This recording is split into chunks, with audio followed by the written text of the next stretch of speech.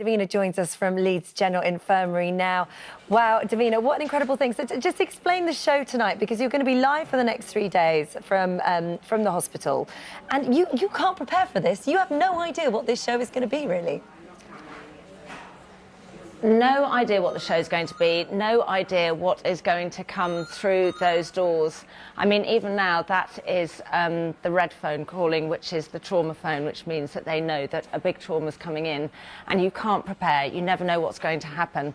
What was really weird about that clip that you just saw was that I had to go to the hypnotist a week ago because I used to faint at the sight of blood or gore, which I was thinking, potentially I should have told them that before I took this job on. But I thought, I really want to do it because I love the NHS more than anything else, so this is my job. So I went to the hypnotist and he said, how did it start, this fear? And I said, well, I think it started when my granny severed her toes with a lawnmower. And I was there and I saw it. Oh, and then they said the first job that I went out on was toes. Was the man with the severed toes from the lawnmower. Ridiculous. How were you? Were you okay? Did you have a wobble? Chances of that? I was absolutely fine. I didn't have a wobble. I was very nervous when I went, and I thought, you've just got to pull it together. This is a man and he really needs some help, so you just got to keep it together. But I got there and I was able to talk to him and kneel down next to him and look at what they were doing, and I was completely fine. So were you in the ambulance with the blue lights and the sirens and all that stuff?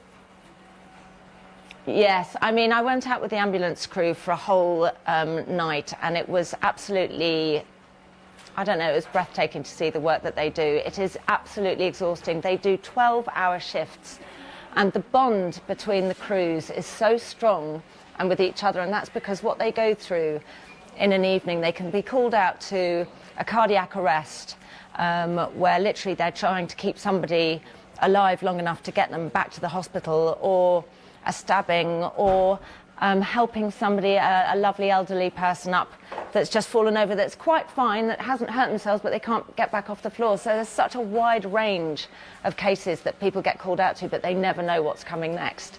Well, Davina, part of the reason why you're so passionate about this project and wanted to be involved is because you yourself had a very personal experience of a time in A&E that sadly involved the loss of your sister.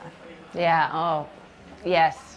Yeah, I mean, well, I've had lots of experiences. I've got 3 children, as you probably know, Holly, yourself, and you, Phil. You know, when you've got kids, you do come into A&E a lot. But I suppose the time when they really amazed me was I brought my sister into A&E and I thought she'd had a stroke.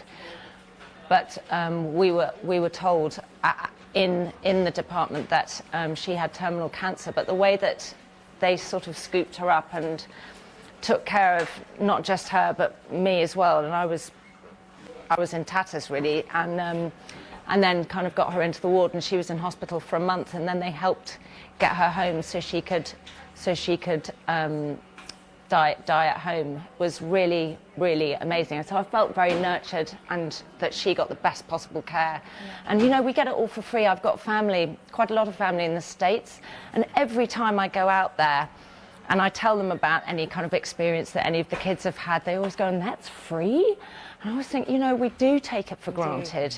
And, you know, yes, there might be a wait sometimes. I mean, the waiting times, it's interesting with the waiting times, people kind of complain about the waiting times, but sometimes when the trauma beds come in, the doctors have to go there. But really, it's free. If you're not urgent and you don't have to be seen, you know, you will get seen quite quickly and get through. But when there's a trauma happening, everybody has to go there. If the media reports are to be behind me over here, you can see Jane. Hi, Jane. Yeah, you're going to talk to a couple for yes, us. Sorry, Phil. But if the media reports are true, then you are, I suppose, or allegedly, in a place where morale is low. But it doesn't sound like that. No, well, what's really interesting about Leeds General Infirmary, I can only talk about this hospital because this is where I am. I feel like morale on the floor is high. I mean, they work amazingly well together. This hospital, it's a teaching hospital, and they have this thing called the Leeds Way, and it's about mutual respect, going from everybody is respected, from the people that clean the hospital right up to the chief executive. They all work together as a team, and they have strategies in place to make sure that this hospital runs like clockwork. And it really does. And when there's a problem, they find a way of fixing it. And other hospitals around the country seem to be following, you know, the Leeds way. I mean, it is tough and they are stretched, but they are amazing at their jobs. And what I really want to do over the next 3 nights is show you how amazing they are so that we can all love them a lot.